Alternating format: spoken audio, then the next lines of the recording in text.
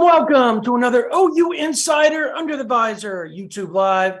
My name is Brandon Drumm. I'm here with Parker Thune, and we are here to talk some Sooners Champion Barbecue.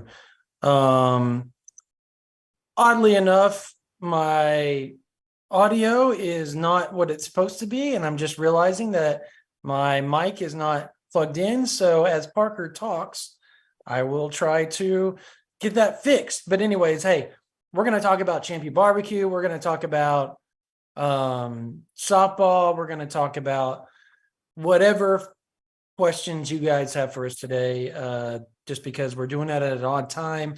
Our man, Spencer Forsythe, will be out the rest of the week. So we decided if we're going to do it, let's do it tonight. Make sure you Sooners fans get your weekly YouTube Live. You get your feel of Oklahoma Sooners talk. And yeah, we're ready to roll with some Champion Barbecue talk. Parker, you got anything to add to any of that while I fix my audio? No, I would add that who knows, maybe we'll do an Instagram Live on Wednesday night. Been a good long while since we did one of those. So that's certainly a possibility. We'll see where the week takes us. And also, I won't have any camera issues tonight in terms of my camera going dark and disconnecting because my camera is in the shop. So I'm just recording off my computer's webcam tonight, which is why the angle and the clarity looks a little bit different. But here we are. Obviously, if you've been keeping up to speed at ouinsider.com regarding all of the various Champion Barbecue confirmed visitors to this point, you know that even with a few names still outstanding and yet to be confirmed, the list of guys that are going to be in Norman June 16th through the 18th is mighty impressive, Brandon. And I think the main distinguishing factor in my mind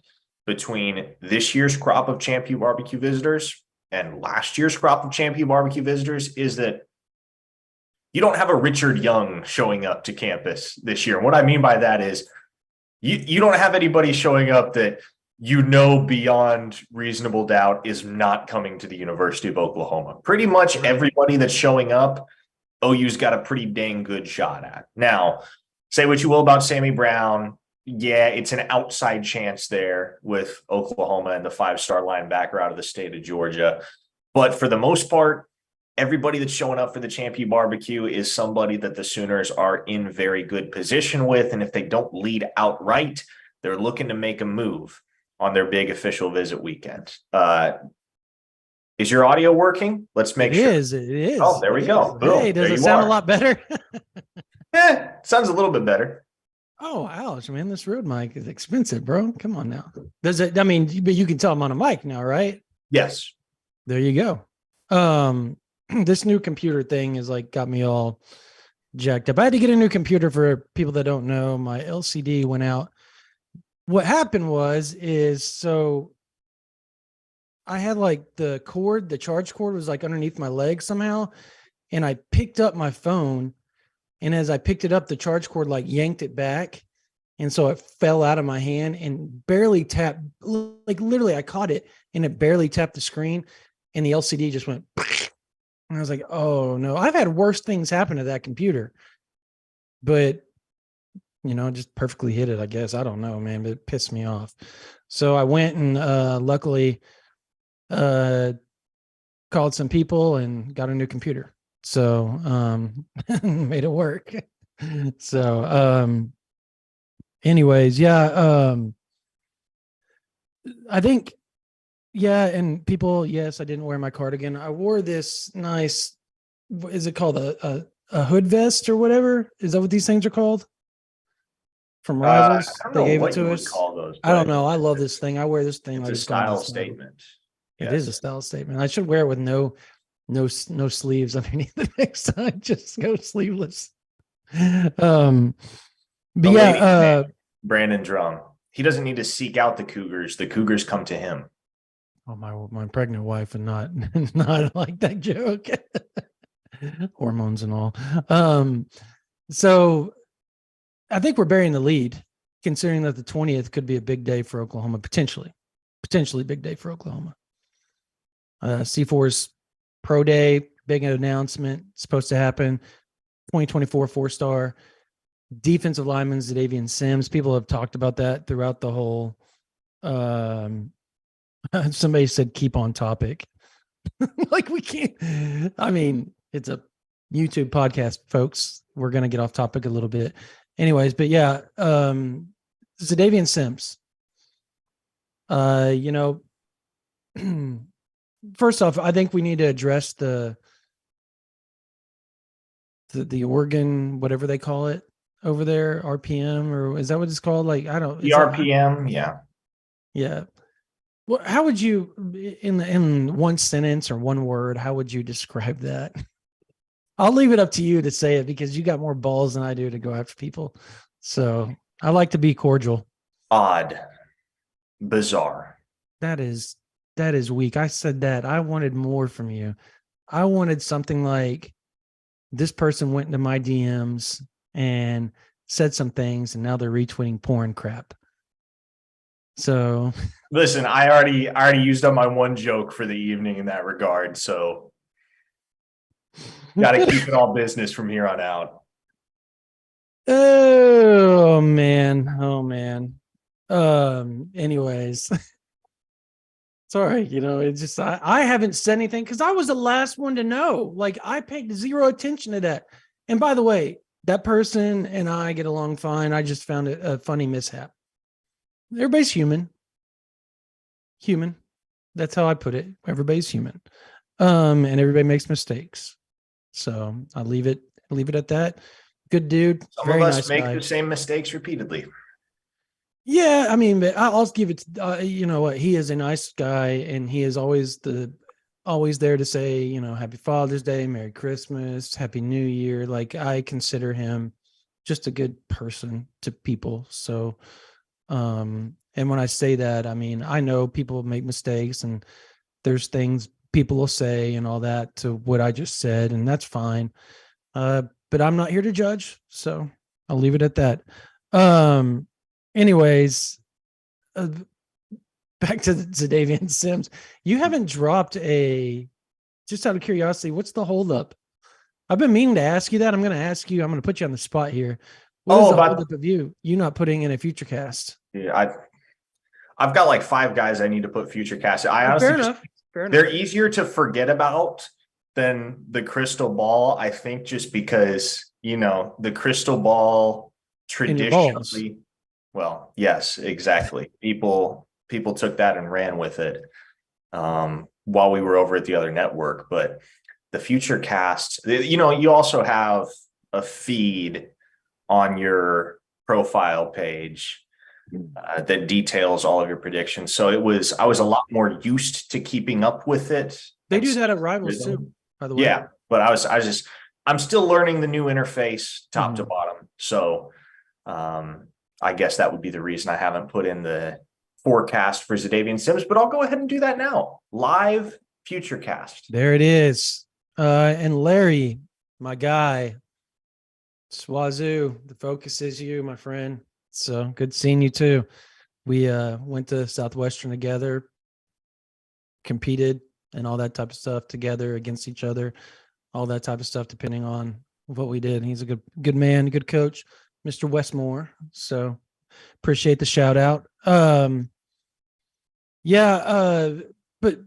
my deal with Zadavian is, look, and I tell people this all the time, like I try to stay out of the C4 stuff just because I'm in a bad spot being down there all the time. And, like if I say something, people really take it to heart when it comes to C4 because of that. But when we moved over to Rivals, I put one in, and this was long before I may or may not have known that things were starting to dwindle down for him. But with the Oregon visits, I knew people thought I was a little crazy at the time. I'll just say this. Mama wants him in Norman. People around him want him in Norman. And the team that ironically was the longest tenured number 1 for him up to, when Oklahoma, it feels like kind of took that spot. was TCU. And people kind of look at that and they're like, what? But Coach McFarland, ex-Oklahoma defensive lineman, former 5-star, he's done a really, really good job. And obviously Zadavian's uncle played at TCU. So there was a strong family connection. It's one of those deals where, you know, they just felt very, very comfortable with TCU. They felt very, very, very, very comfortable with Coach Bates, Coach Chavis, Coach Venables in Oklahoma. And Mama just, for some odd reason, obvious reasons, just has clung to that. And people around him, and they just feel like Oklahoma is the spot. But it is Zadavian's decision.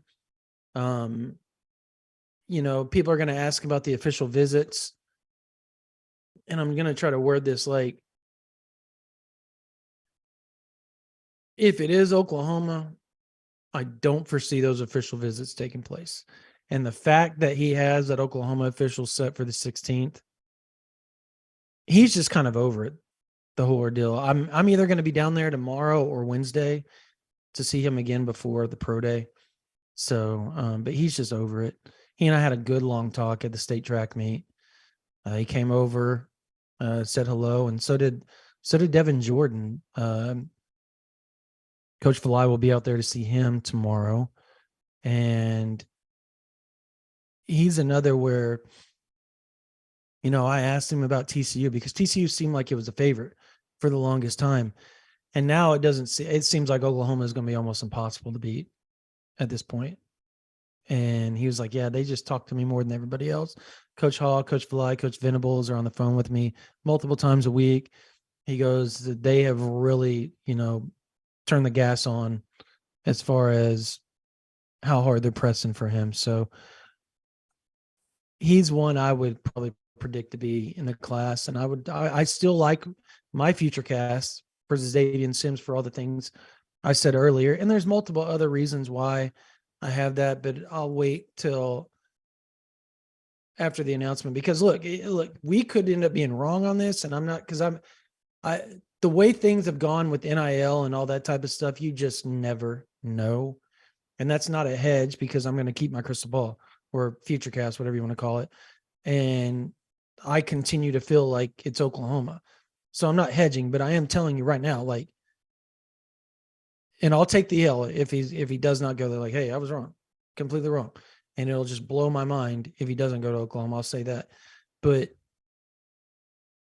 the way NIL is nowadays, it's really hard to like sit there and definitively say 100%. You know what I mean? Like, because you never know what could happen in the 11th hour right before an announcement happens. We've seen it before.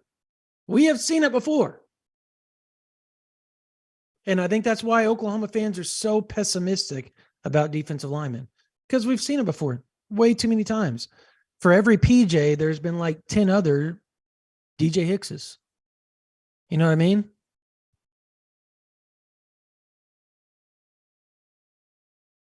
Is that it? Oh, sorry. Yes, I thought you were going to continue talking. No, But I'm yes, done. To answer your I question, ranted long enough. Go I ahead. know what you mean. Yep. And I think you have to consider the Zadavian Sims recruitment with a more large-scale perspective on the 2024 class as a whole.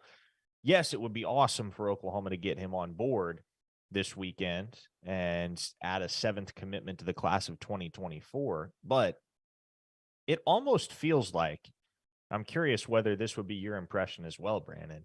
It really almost feels like Oklahoma has actually exceeded expectations to this point in the cycle, because what have we been saying for months and months and months?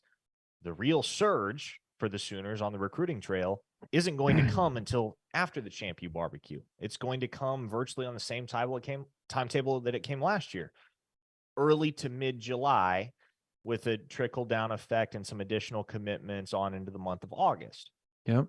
But I want to say back in January, February, I can't remember if it was on the radio or whether it was on this live stream, but we had a conversation about how many commits you could reasonably expect for Oklahoma. before official visit season. And I can't remember if you had a different opinion than I did, but what I said was that, I'd tend to think that 5 or 6 commits by the time June rolls around means that things are shaping up pretty well for Oklahoma. Well, I they're think on the verge of we getting a both 7. said 7 was max, if I remember correctly. Yeah, and they're on the verge of getting a 7. So to this point in time, Oklahoma has actually outpaced what we expected them to do on the recruiting trail to this point in the cycle. And when you look at that laundry list of elite targets that's going to be showing up on June 16th through the 18th, I think it only adds to the strong positive impression that the Oklahoma staff has begun to leave on their fan base and the rest of the country in the 2024 recruiting class as things stand right now. I think it's also important to remember, we're talking a lot about the Champion Barbecue. That's going to be the biggest weekend of the summer for Oklahoma in terms of their recruiting efforts.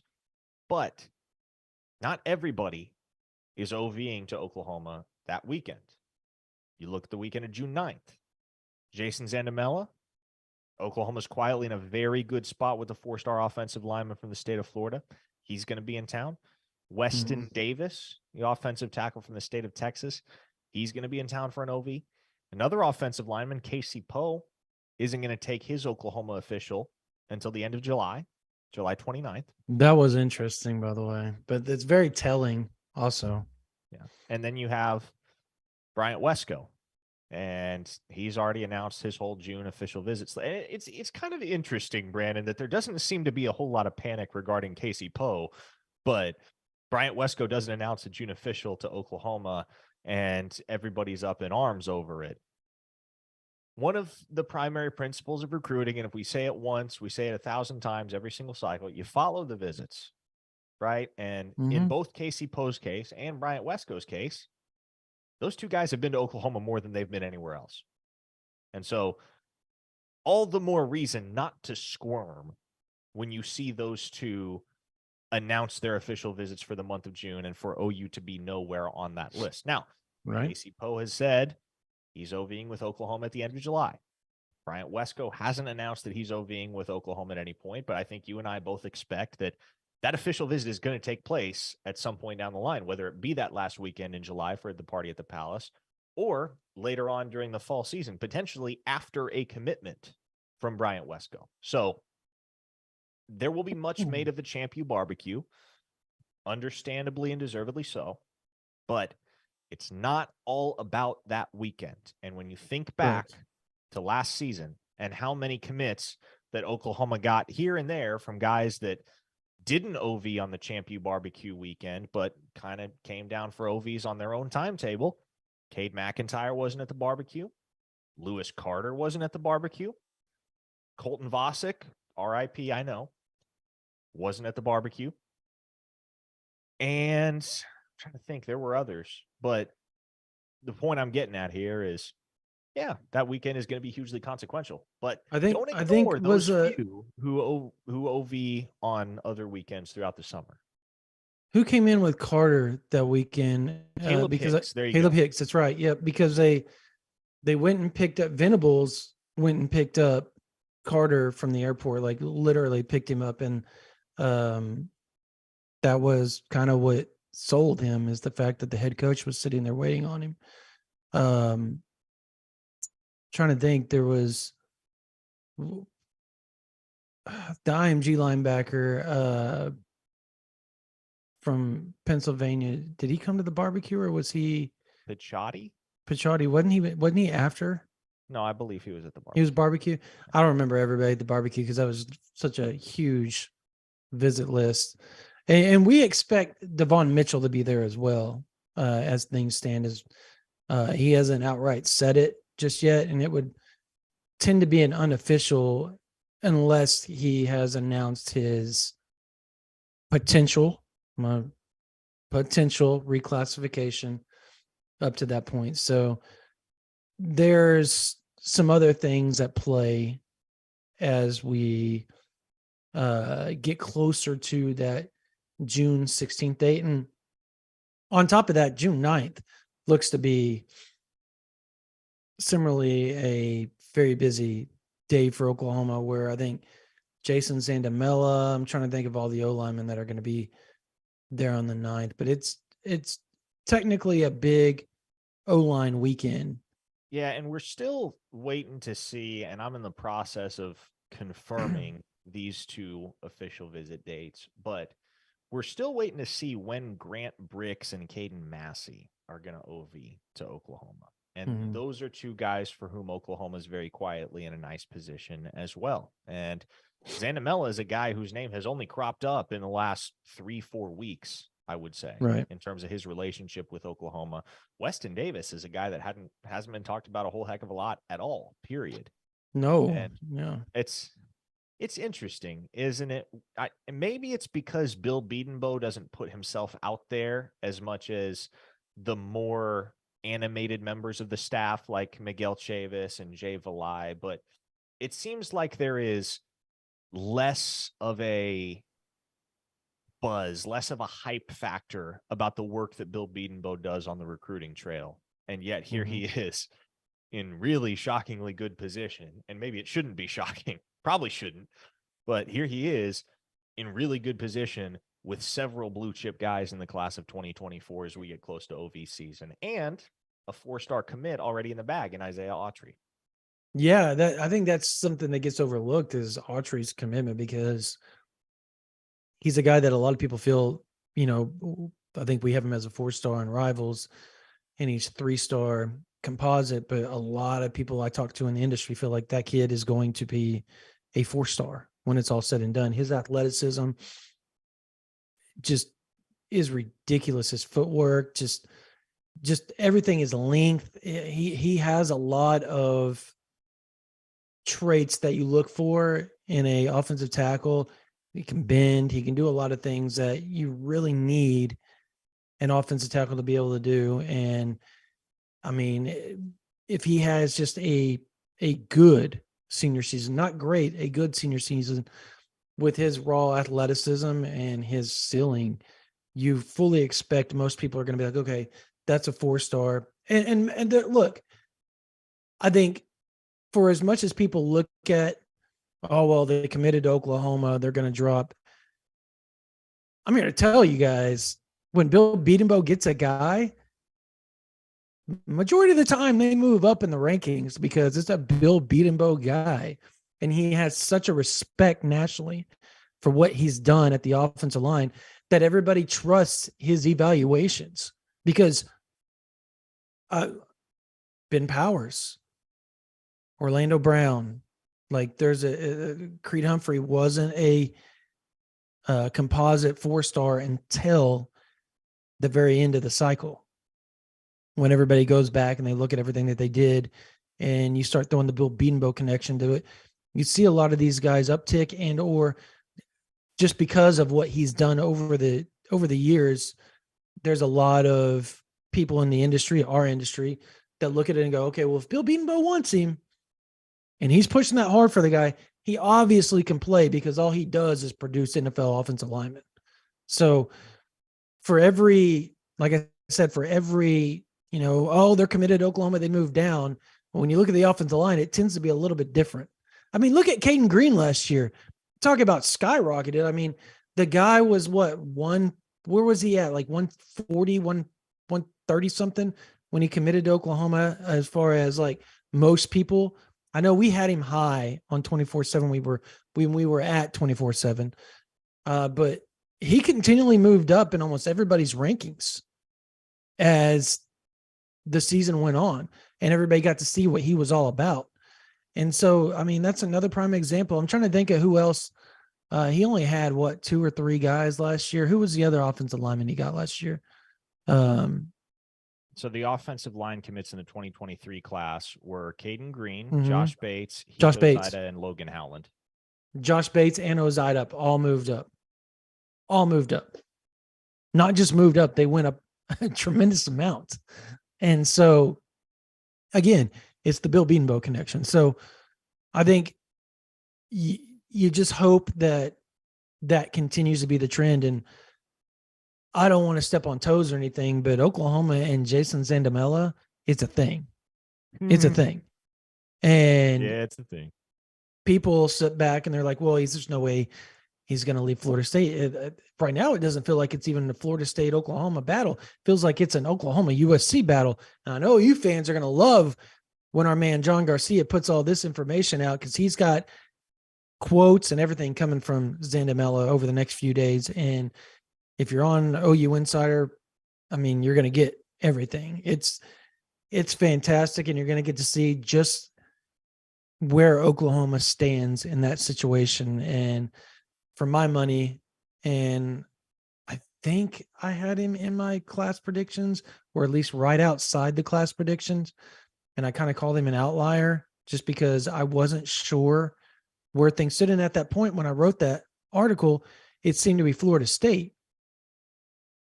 And everybody I've talked to, between Garcia and several other people that know the Florida area, they have all said that they feel like Florida State's slipping and Oklahoma and USC are surging at this point. It's going to be fun to follow. Very fun to follow as we get closer. And obviously, we've already reported previously that he's coming on the 9th on OU Insider. So I do expect that to be the big visit weekend for offensive linemen. There's going to be some at the barbecue, but I think for the most part, you're going to see more people on the offensive line on June 9th than you are June 16th. People have questions, so I think we probably need to get to some of that. Let's hit them. What do we want to do first?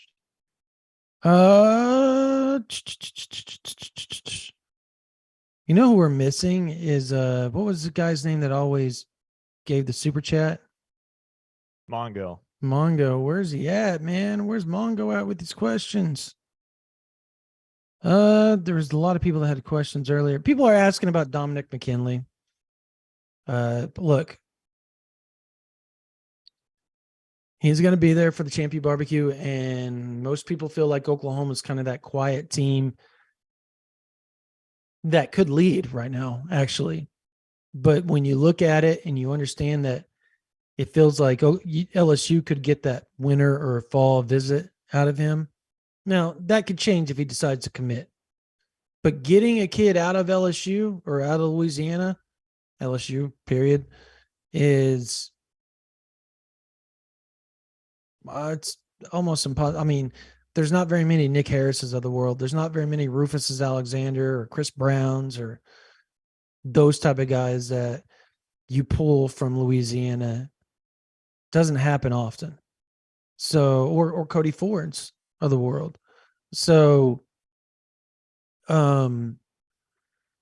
LSU's in on them, 9 times out of 10, they're going to get them out of the state of Louisiana, just because that's what those kids are brought up on.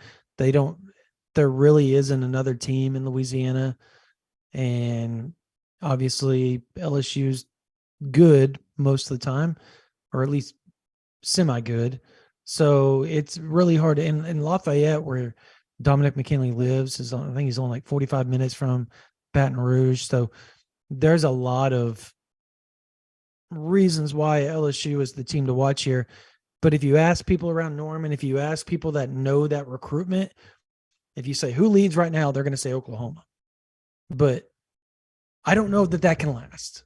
I just don't. I have a hard time. Now, if Bates pulls that off, I mean, we got a Wayne's World that we're not worthy, because that'll be something that will get everybody's attention. Yes, pulling David Stone. Yes, pulling Zadavian Sims. Yes, pulling Nigel Smith or Joseph Jonah or Williams Nwaneri. That's one thing, because they're out of state of Texas, Oklahoma, and Kansas City, Missouri. It's another to pull a kid 45 minutes from Baton Rouge and then being a 5-star defensive lineman. That will shake some trees if that happens. Elsewhere in the chat, oh gosh, Brian the Great asks, where do we stand with King Joseph Edwards? That is not happening. No. In more serious news, Chance asks, any running back updates with Peoples off the board and Drumm possibly trending towards LSU? Brandon and I both had updates last week about where Oklahoma stands with 4-star running back Taylor Tatum out of Longview, Texas. And that one is quickly morphing into an OU Michigan battle. Straight up OU Michigan. And it depends on who you talk to, Brandon, but folks in and around the Switzer Center certainly are starting to feel like they have the upper hand with Taylor Tatum. So that is definitely one worth paying attention to in the weeks ahead. And on the Caden Durham front, I know there's been a lot of LSU buzz, but it's still, for a number of reasons, going to be very hard for that kid not to go to Oklahoma in the end. And trust me, Caden Durham's dad is very close with Michael Hawkins' dad, and Caden is very close with Mike. The Hawkins family, all of them, very heavily engaged in Oklahoma's recruiting efforts in the class of 2024. They are going to leave no stone unturned to make sure Caden Durham is in OU's 2024 class. So I still like Oklahoma in that race. It's tight, and I'll acknowledge that. It's the type of thing that isn't going to be as much of a sure thing as maybe OU fans anticipated it would be 2 or 3 months ago. But I still give Oklahoma the edge there. So Durham, Tatum, Xavier Robinson, those seem to be the 3 most likely members of OU's backfield in the 2024 class right now. Jeremy Payne's still on the radar, a teammate of Zion Kearney. Tovani Mizell is still on the radar. And there's still Stacey Gage.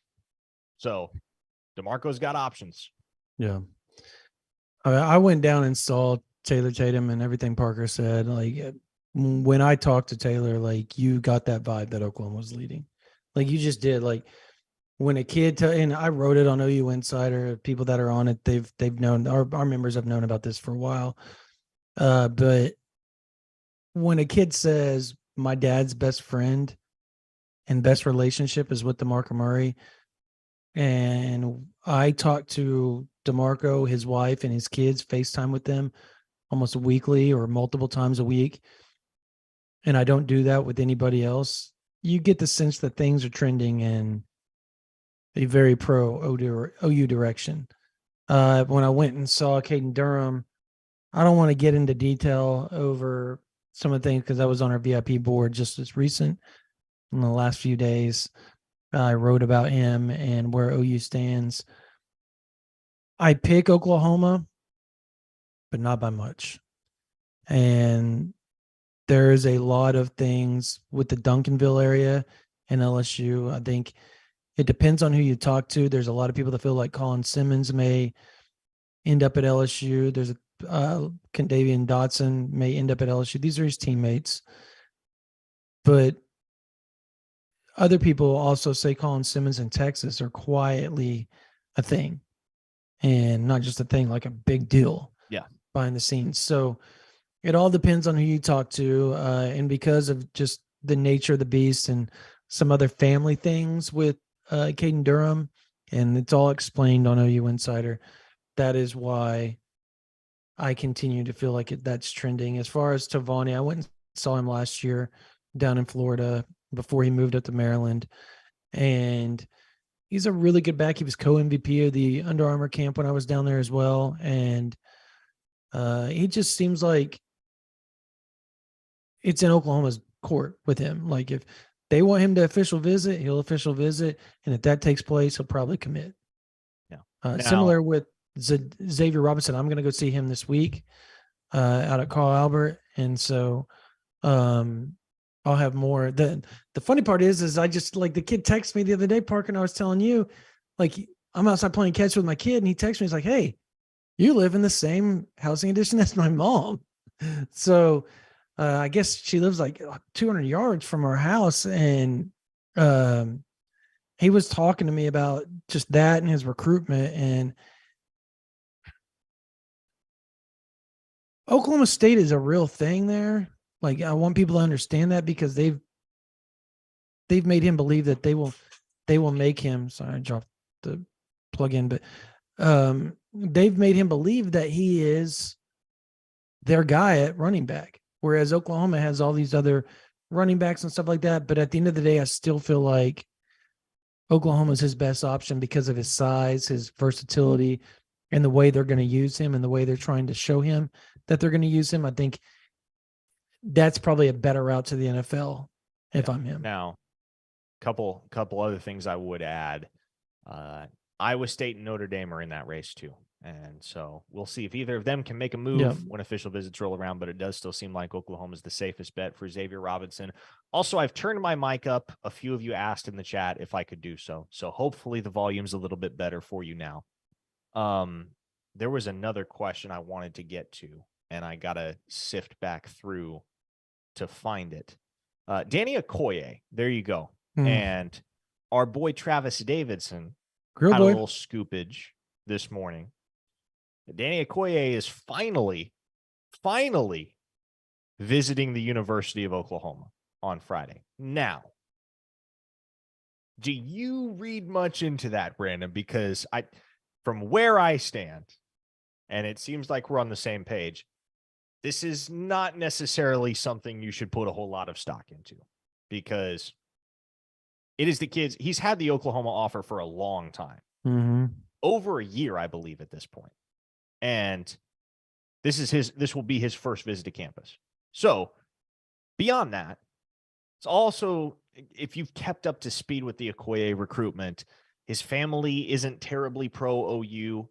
And also, if you're a VIP over at OUinsider.com and you've read our consistent updates on edge recruiting, defensive end recruiting over the past few weeks, you know just how many guys Miguel Chavis is juggling. You know that beyond Williams Nwaneri, whom I'm going to be out to see on Thursday, you know that Zina Amozulu is going to be taking an official visit to Oklahoma.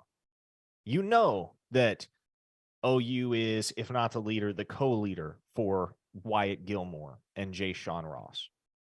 You know that Nigel Smith and, oh gosh, who else? There's someone I'm forgetting, Brandon. Who am I forgetting? Okay, who'd you name? Nigel Smith is very high on Oklahoma.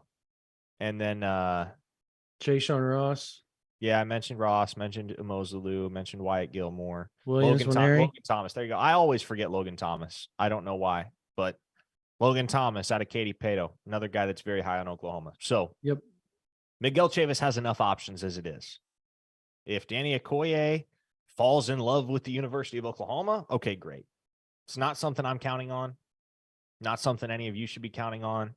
And there are plenty of high percentage options right now on the table for Chavis at defensive end, just kind of waiting for the first domino to fall.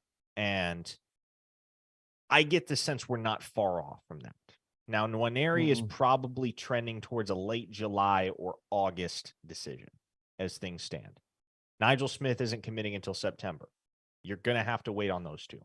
But I would frankly be surprised if by mid-July you didn't have at least one edge on the board for Oklahoma, whether that is Logan Thomas or Wyatt Gilmore or even Zina Amozulu. But I think especially as those kids become increasingly cognizant of the fact that Oklahoma is going to be leaving the light on down the stretch for Nigel Smith and Will Nwaneri if they want to come, when they want to come, then it's going to naturally accelerate the process and create not necessarily a feeding frenzy, but almost a race similar to what you saw in the wide receiver room this past month between KJ Daniels and Isaiah McMorris.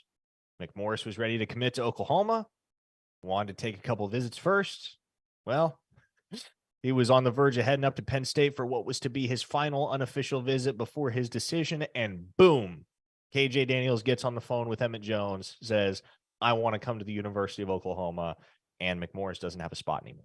So that's how it's going to be. Yeah. You keep talking about edge, a guy that can play some edge. It's kind of an inside outside guy, has a lot of Jalen Redmond traits, is Joseph Jonah, and I would say Williams Nwaneri does too. And I see in the chat that people are like, well, he said Georgia was his dream school in an interview and all that. Okay. How many times have somebody said Oklahoma is their dream school and they didn't come to Oklahoma? Like, the dream school doesn't mean much of anything in recruiting. Like, if the kid's from Oklahoma, or if the kid is from, Georgia, that might hold some weight, right? Like, but I just don't feel like a kid from Houston, Texas is going to sit there and that's going to, hold a lot of weight, just in By my the way, opinion. Now, I know he's going to, I think he's going to visit Georgia, right? I think that's correct, but yes, he will. And by the way, just for the sake of simplicity, via an assist from the voice of the Sooners, Toby Rowland, we have dubbed Joseph Jonah Ajonye Joey Big Fish to avoid all of the syllables and just make it easier and more spittable. So there you go. Joey Big Fish. Joey Big Fish. He's already got it ready to roll for when he gets to Norman, or if he gets to Norman. That's funny. That's what great ones do, though. I think people want to talk about Williams Nwaneri and the mishap. I think that's another big topic, Parker, that people want to dive into because of the multiple reports, different reports, I guess would be a better way to put the multiple different reports that are out there of he's visiting Champion Barbecue. They're locked in, and no, he's visiting the 9th. That's locked in, depending on who you talk to. And you talk to people around him and him today. What did you get told? He doesn't know. He doesn't know yet whether he's visiting OU on the 9th and Tennessee on the 16th, or Tennessee on the 9th and OU on the 16th. He does not know. And he's the type of kid, and I've talked about some of the similarities to PJ in the past. And you remember PJ's recruitment after, I would say, late March, there was never really a question that OU was going to be the destination. But in terms of taking official visits and narrowing things down and finalizing that decision, PJ had a tough time telling people no. And seems like Will Nwaneri is experiencing some of the same difficulties. And so it's not that surprising to hear and to know that the kid isn't sure which weekend he's going to OU and which weekend he's going to Tennessee, when you had two of the biggest names in the recruiting business in Steve Wiltfong and Chad Simmons drop reports that directly conflicted with one another within hours. That doesn't happen, right? And so it speaks to the fact that in all likelihood, and I'm kind of speculating here, but I would imagine what happened is that Nwaneri felt the need to be definitive with guys of Wiltfong and Simmons' stature when he was on the phone with them. And so he talked out of both sides of his mouth a little bit. Gave one version to one guy and another version to the other guy as he tries to figure out whether it's going to be OU first and then Tennessee, or Tennessee first and then OU. So I want to reiterate, as of right now, it is not a sure thing that Williams Nwaneri is on campus for the Champion Barbecue. It is not a sure thing that he's at OU that weekend over Tennessee. He's going to be at either OU or Tennessee on the 16th. Those are the dates that both schools are pushing for. But wherever he is not on the 16th, he will be on the 9th. I think it's very evident, though, Brandon, that as this whole, I don't even know what you would call it, but as these two staffs wage a war to get Nwaneri on campus at their big official visit weekend, it's increasingly evident, if it wasn't already obvious, that OU and Tennessee are the top two right now for Nwaneri. And Missouri has kind of faded. That Oregon visit on September 23rd, I don't believe that'll happen.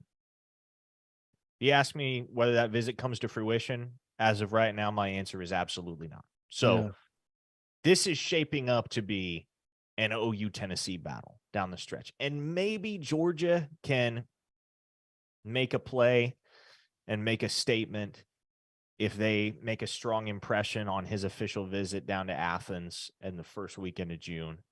But right now it's OU, it's Tennessee, and it's everybody else after that. All right. Balls in your court. Where do you feel he ends up? Which one do you feel he feels like he chooses the 16th or the 9th? You got to answer. Well, look, I think he ends up going with the school that he feels most comfortable at.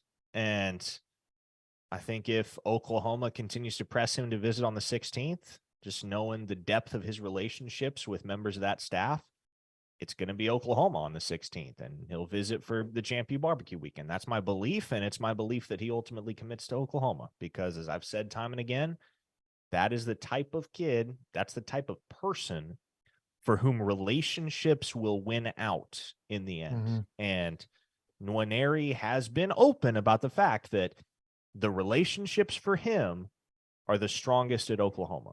So that is why I think the Sooners have the inside track and have had the inside track for some time now. Official visits can change that, especially with a 5-star. And so not necessarily taking anything to the bank yet, but Yeah. I had Nwaneri in my first mock class for Oklahoma. And I'm a firm believer right now that the Sooners will have to screw something up if they are to end up without him. What if he chooses Tennessee on the 16th? Do you feel like Tennessee leads at that point? It's not a great sign if that happens. Yeah. It's not a great sign. But again, relationships. All right. He will, when he takes his official visit to Oklahoma, that will be his 6th trip to Norman, excuse me. When he takes his official visit to Tennessee, that'll be his 3rd. I feel like this was like the same crap you said last year with PJ, like that exact thing. This was be like his 8th trip or 7th trip or blah, blah, blah. Well, and no, honestly, reiterating that to people. Well, you know what it reminds me of more so than PJ, because I don't think PJ visited but twice before he committed, one unofficial and then the OV. I don't think he was at the spring game in my recollection. Caden is what it reminds me. It reminds me of Caden. Caden. That's what I was thinking. It reminds me of his teammate because Caden Green was a guy. And look, Caden was far more of a sure thing from the get-go for Oklahoma than Will Nwaneri. And if you read my post-signing day tell-all on Caden's recruitment, it was pretty evident that he was always going to be a Sooner. But as everybody tried to drum up smoke for Michigan and Missouri and LSU down the stretch, what we continually pointed to beyond, kind of some of the behind the scenes knowledge that Caden was already pretty locked in with, which you can't just come out and say that, right? No. So one of the things that we pointed to on this live and on OUinsider.com and kept harping on is the fact that he's been to OU so many times, so many more times than any other school, that you can't ignore that discrepancy. Now, it is not a 100% hit rate. Oh, the school the kid visits the most is always going to get his commitment, but it's typically a pretty solid indicator, Brandon. More often than not, a kid's going to commit to a school that he's visited the most. And Nwaneri has spent the most time at 2 schools in particular, Oklahoma and Missouri.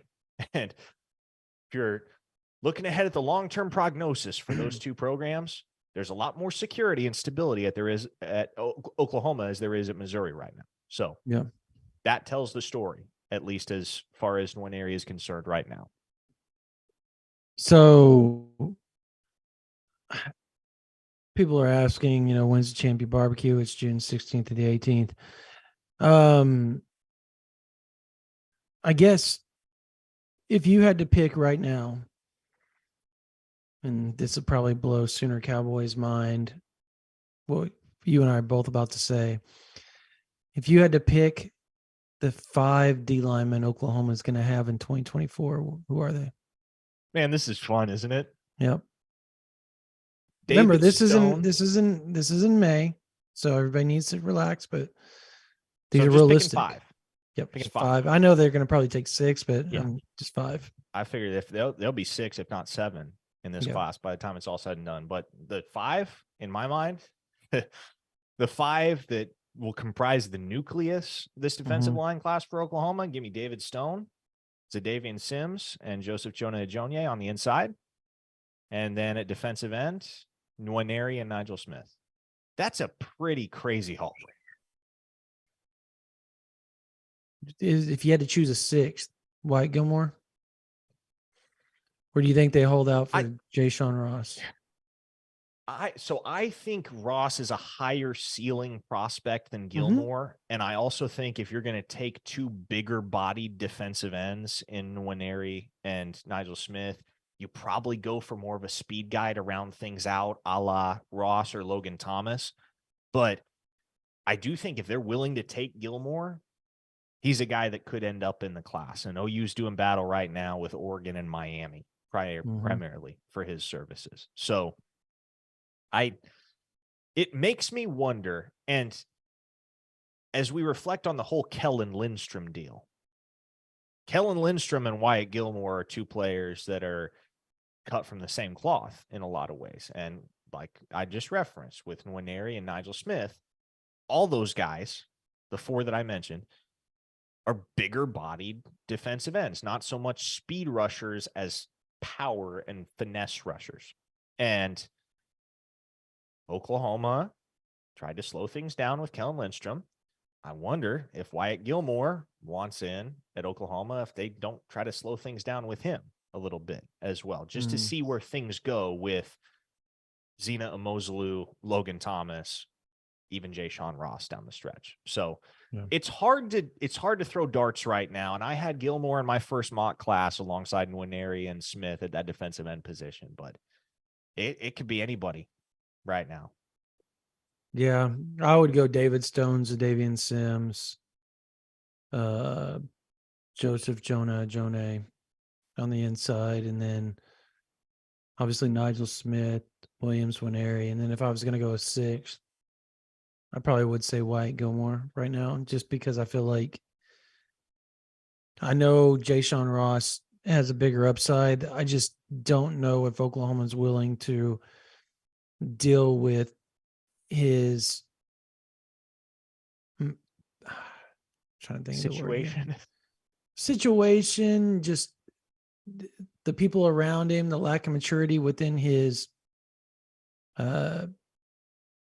recruiting process, I guess would be the best way to put it. The lack of maturity regarding his recruiting process. I don't know if Oklahoma is going to be willing to, but if they have those other five, they may be willing to just say, F it, let's do it.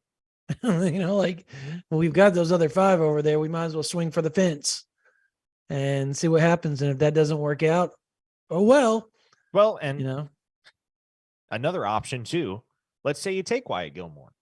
Yeah. Or Zena Umozalu if he wants in. That's the other one. No, Zena is the other one that could be a shocker to people because Oklahoma's in a. Yeah. Well, I mean, yeah. Say you get Gilmore or Umozalu in addition to the other five, and down the stretch, say you have Jay Sean Ross knocking on the door trying to get in to the class at Oklahoma. I feel like that's the type of guy that's worth making room for, especially when you look at the struggles that Oklahoma had on the defensive line a year ago and how much uncertainty there is in that room overall heading into 2023. And there are guys with talent, sure, but there are also a lot of upperclassmen that you're going to have to replace in the coming years. And so would you take a seventh? I can't answer that for Brent Venables and his staff, but if it's me, Brandon, I wouldn't be opposed to taking a seventh. Yeah, if it's Zena or, Jay Sean, I think at that point, again, like I said, or even a Logan Thomas, if you feel like you've already hit the jackpot with your first 5 or 6, you might as well go ahead and see if the lottery's still, if you're on a heater, you might as well stay on the heater. And Jay Sean Ross is a mean football player, man, and mean edge rushers. They can make stuff happen. They can make stuff happen at the collegiate level. We've seen it at Oklahoma before. The guy like Nick Benito, not a big dude in terms of stature, but he was fierce. And Jay Sean Ross has a lot of those same traits. So Jason in the chat said that they think, I don't know if he was being sarcastic or not, but dude, if they get Dominic McKinley, I don't foresee them getting. How about this? I don't think a Jonah would stick if that was the case. I think something would have to give. I don't foresee a David Stone or a Zadavian Sims leaving the class, or Nigel Smith. I just don't see them, or even a Williams Nwaneri if they committed. I could see a Jonah popping out of there and going somewhere else if that was to take place, but Yeah, and that's fair. I just don't. Just getting a kid out of Louisiana. Just look. I It's gonna hope be a I'm tough wrong. pull. I just hope I'm wrong. Just for their OU fans' sake, I hope for all the BS that they put up with for defensive line recruiting for years, and all the anxiety that you and I have had covering defensive line recruiting over the years. I hope they land that stuff, just because I would love our board and OU fans to just sit there and rejoice that they got the top D-line class in the country, and they get to see what it's like heading into the SEC. I think even if they don't get McKinley, I still think that's a top D-line class in the country. But I think if you want to get that national title level, if you landed McKinley and Stone and Sims on the inside, oh my God. I think Jonah is going to move up, and he could push for 5-star when it's all said and done. That's Joey Big Fish. Joey Big Fish. Can we not just call him Jonah Big Fish? No, it's Joey. Okay. Joey for Joseph, Big Fish for the Jonah part. Fair enough.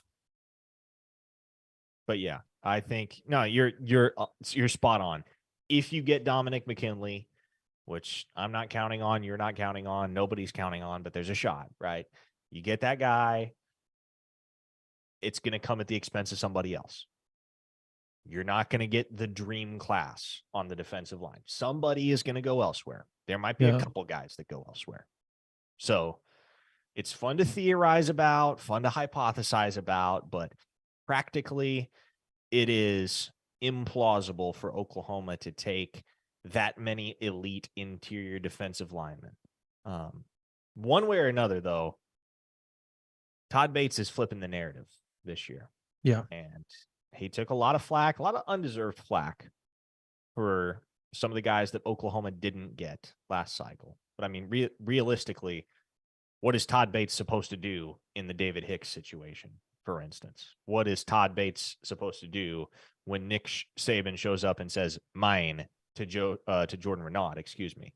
Mm-hmm. So this year, with the Sooners seemingly controlling the race for so many of these guys that Bates is the primary on, we're not going to be having the same conversations. There's not going to be the same discourse surrounding Todd Bates come December that there was 5 months ago. He lands 3 of the 5. He lands 3 of the 5, and it shuts a lot of people up. He lands 2. If he lands a Jonah and Sims, people will still be thrilled to be like, hell yeah, they haven't had that in a while. And I think that's something that Oklahoma fans just, especially if you add Williams, Nwaneri, and whoever on the edge, or Nigel Smith. If you had those two, if those are your 4, if that all you end up with 4, and you strike out on the other one, OU fans will still be going, they'll take it because they're not used to it. They're not used to landing 4 top 150 guys. That's just not normal. Super chat from our boy Captain 405. There he is. Would you rather have McKinley or Joey Big Fish and Nwaneri? The latter. The latter. And it's it's not close. You get, because Brandon and I have both said, and we both agree on the fact that Joseph Jonah Ajonye, i.e., or I think Joey Big Fish, he's a guy that has the potential to be a top 50 player in this class, and realistically should at the very least be a top 100 player by the end of the cycle. If you can take a guy like that and somebody in Williams Nwaneri that a lot of the schools pursuing Nwaneri will tell you, we think he's the best player in the country. That's a popular thought. And he is much like this class's Keon Keeley in that you just don't find anybody else anywhere on the board nationwide that has quite the skill set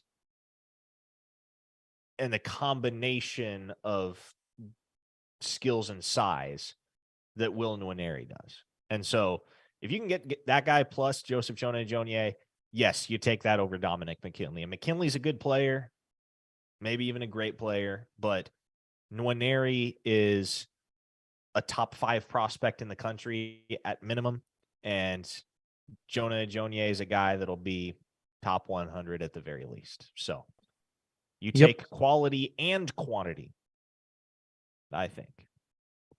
So we were asked in another, Blake Wilson asked, so what's up with David Stone announcement? Also, what about Sammy Brown? Are we having a chance with him? I'll go ahead and answer both those real quick. One, I think David Stone is a when it happens type kid. He's told me from the get-go is that he wants to have it announced by his senior year because he doesn't want to have to deal with this his senior season.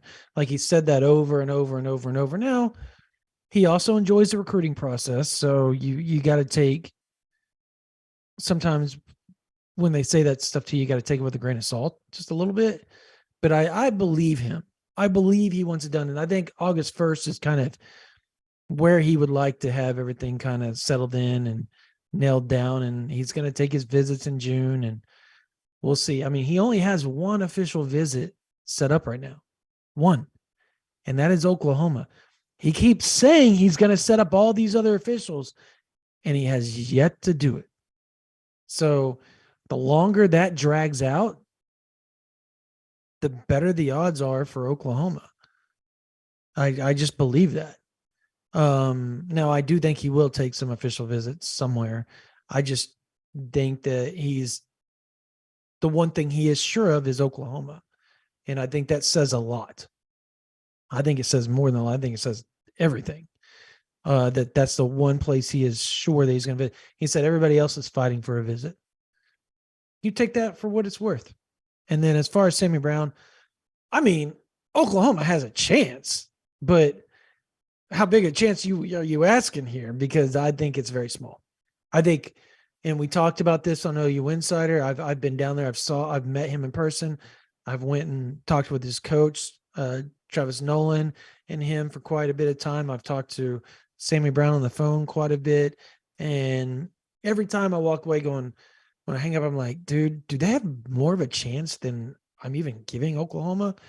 But then when you talk to people around it that aren't the kid, they're like, yeah, Oklahoma has a chance. But if I had to put it in tiers, I would go Georgia and Clemson and then Oklahoma down here and then everybody else below Oklahoma. And that's essentially what it is. Now, I think Tennessee's the one school that could throw a wrench in some things because his grandparents live in Knoxville or around Knoxville or something like that. And so I think there's that. But as far as relationships go, it goes Clemson and Oklahoma and then everybody else as far as relationships. The problem is Athens is 15 minutes from Jefferson, Georgia. And that plays so much into this location. His uncle is the cheer coach for Clemson and all that type of stuff. So I give Oklahoma 25% chance at most. And the rest I go the other guys. So but he's officially visiting Oklahoma. And I asked him, I said, hey, you're going to Tennessee first, and then you're going Clemson, Georgia, Oklahoma. I said, of those 3 visits before, are you willing to take all your visits? He goes, I'm going to take all my official visits before I make a decision. So if he somehow makes it to Oklahoma, I think then and only then do you sit there and go, okay, well, let's see what happens, because the problem you're going to run into when the top 2 teams are before Oklahoma, that could throw a wrench. Like he could just say, I'm done after visiting Clemson or Georgia. Like I'm just done. So we'll see. We'll see how it goes. Sam Brown asked, just tuned in if you covered this, but how is OU looking for Wesco? Will he still do an OV? Parker, go ahead and rehash that. We expect him to do an official visit, not in the month of June, though. He's got 5 OVs set to Oklahoma in June, And in talking to a source this morning with pretty authoritative knowledge of the Bryant Wesco recruitment, the word I got was, look, he's there so much. He's been there so much that his family just kind of wanted him to get out and see some different schools during OV season and do it for free, do it on the school's dime. And so that's what he's going to do. Doesn't really change the feeling around the Switzer Center right now with regard to Wesco, and talking to some additional sources down there in DFW today as well. The word seems to be, more of the same with regard to Bryant Wesco. It's that Oklahoma continues to be in a really good spot there, and the outright leader and the absence of an OU official on that June slate doesn't do much to change that. Okay, before we close this out, I'm going to set the line at 3.5 for 5 stars in this class. You take the over or the under? Under. 3.5. I take the under. So you're going 3. 3. I'm with you on that. I agree. Do you think Oklahoma has a top 5 class, or do you think they're more of the between 5 and 8? Or 6 and 8, excuse me. I think they have a top 5 class. I agree. Okay. We'll end it on that note. Look, if you're not a member of OU Insider, you get a month free right now. All you have to do is go to OU Insider. You click at the banner at the top where it says, sign up for OU Insider. You get 1 month free. And right now, if you sign up for 1 month, you get all the way up to the Champion Barbecue. So, but it's the perfect time, because after that, it's recruiting all the way through August. And then guess what happens then? Camp starts. Fall camp starts up, and then the season starts up. And we bring notes every single day for you guys. There's something new up every single day for you guys on the recruiting front, on the team front, on softball, on baseball, everything. We have you covered front to back, heel to toe, or head to toe on OU recruiting, OU team, OU athletics, and we take great pride in that. So if you're not a member of OU Insider, join now. Afterwards, it's $9.95 a month if you join the month to month, or you can just sign up outright. I think it's $99, and you get a whole year of OU Insider, and it's worth it.